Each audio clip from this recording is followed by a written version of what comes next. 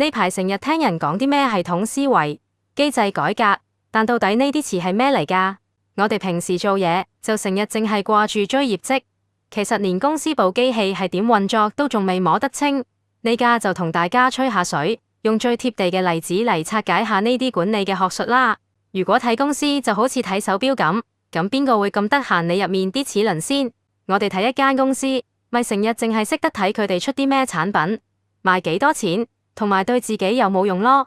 至於間公司係點樣生產出嚟，關人隱事咩？就好似你帶住隻勞力士咁，會唔會特登拆開個錶殼，再研究啲齒輪點喐先？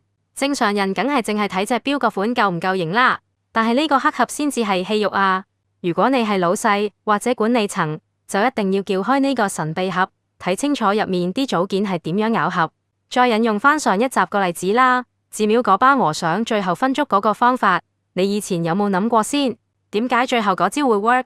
關鍵在於改變咗人同碗粥嘅關係。以前分粥者手揸大權，想俾邊個多啲就俾邊個，但係喺新規矩之下，分粥佬就要等所有人攞完先至有得食，自然就會搏晒老命咁將每碗嘅份量執到一模一樣。呢啲就係改變系統嘅魔力啦。其實制度、流程同系統呢三種層次係大有不同噶。老細成日掛喺嘴邊嘅管理術語，其實各有各嘅功能。第一個係制度，佢係會白紙黑字寫明嘅規矩，例如遲到就要扣錢，主要係管理個結果。第二個係流程，係跟時間順序做嘢嘅步驟，例如生產線要先做一，之後就做二，重點就係管理個過程。第三個就係系統，成套互相影響嘅整體，例如分粥規矩、交碗碟分配，再加埋輪流機制，重點就係個管理關係。普通打工仔淨係識得跟制度做嘢，叻仔就會優化個流程，但真正嘅高手就會識得重組系統。好似二戰嗰時，美軍需要購買一批有100%安全嘅降落傘，廠家回覆竟然話就算盡咗力做，都只能做到合格率得99.9%。軍方依然決定訂購，而且冇將罰則加大，又冇請多班人做 QC， 只係改咗個驗收系統，就係向廠家提出咗一個條件，要求喺驗收嗰時隨機抽幾個降落傘出嚟，要廠家老闆自己着住佢嚟跳落嚟做測試。咁結果呢？廠家即刻將批降落傘做到100%合格啦！呢啲咪就係修改系統嘅威力咯。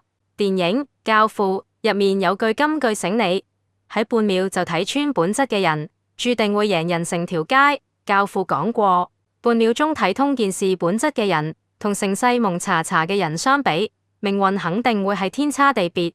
套用現實之中就係，普通人只會頭痛醫頭，只係識去改個結果。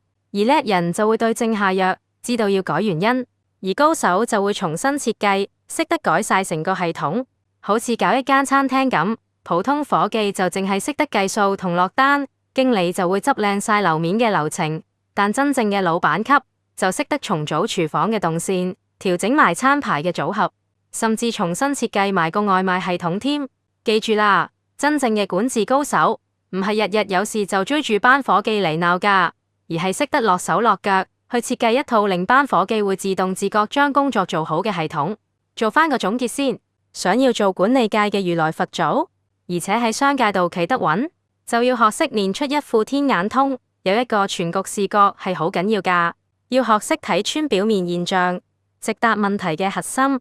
仲有唔好淨係識得罰錢同改規矩啊，要重組下關係網，而且將公司當成一個生態系統，識得理順各個部門嘅互動。